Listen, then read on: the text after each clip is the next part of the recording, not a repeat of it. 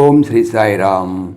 శ్రీమద్ భగవద్గీత మొదటి అధ్యాయంలో ఈరోజు మనం 40, 41, 42 ఈ 3 శ్లోకాల గురించి తెలుసుకుందాం. సాయిరామ్. అర్జునుడు తన వాదాన్ని ఇలా కొనసాగిస్తున్నాడు. కులక్షయే ప్రణశ్యంతి కులధర్మా సనాతనాః ధర్మే నష్టే కులం కృష్ణం అధర్మోభిభవత్యుత. అధర్మాభిభవాత్ కృష్ణ ప్రదుష్యంతి కులస్త్రియః స్త్రీషు దుష్టాసు వార్ష్ణేయ జాయతే వర్ణసంకరః సంకరో నరకాయైవ కులజ్ఞానాం కులస్య చ పతంతి పితరో హ్యేషాం లుప్తపిండోదకక్రియాః.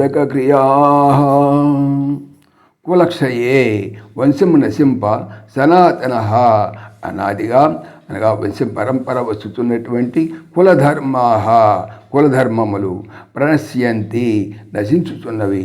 ధర్మే నష్టే ధర్మము నశింప, కృష్ణం సమస్తమైన కులమును అధర్మ అధర్మము అభిభవతి ఉత వ్యాపించును కదా.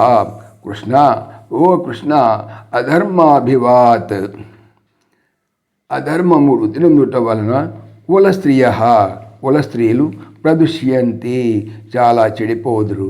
వార్ష్ణేయ వంశీయుడ ఓ కృష్ణ స్త్రీషు దుష్టాసు స్త్రీలు చెడినచో వర్ణసంకరము జాయతే కలుగుతున్నది. సంకర అనగా వర్ణసంకరము కులజ్ఞానం కులమును చెరిచిన వారికి కులస్యచ కులమునకును నరకాయైవ నరకము కొరకే అగును.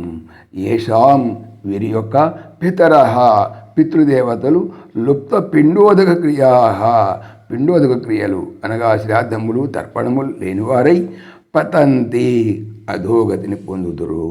తాత్పర్యం అంటే ఓ కృష్ణ కులము నశించుడచే అనాదిగా వస్తున్నటువంటి కుల ధర్మములు అంతరించిపోను.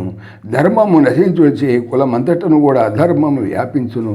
అధర్మము వృద్ధి నొందుడచే కుల స్త్రీలు చాలా చెడిపోవుదురు. స్త్రీలు చెడిపోవడచే వర్ణసంకరం ఏర్పడును. అట్టి వర్ణసంకరము వలన సంకరము చేసిన వారికి సంకరము నొందిన కులమునకు కూడా నరకము సంప్రాప్తించును. వారి పితృదేవతలు శ్రాద్ధములు తర్పణములు లేని వారై అధోగతిని పొందుదురు. జై సాయిరామ్. ఓం దేవకీ నందనాయ విద్మహే వాసుదేవాయ ధీమహి తన్నః కృష్ణ ప్రచోదయాత్. ఓం సర్వం శ్రీకృష్ణార్పణమస్తు. జై శ్రీకృష్ణ. జై జై శ్రీకృష్ణ.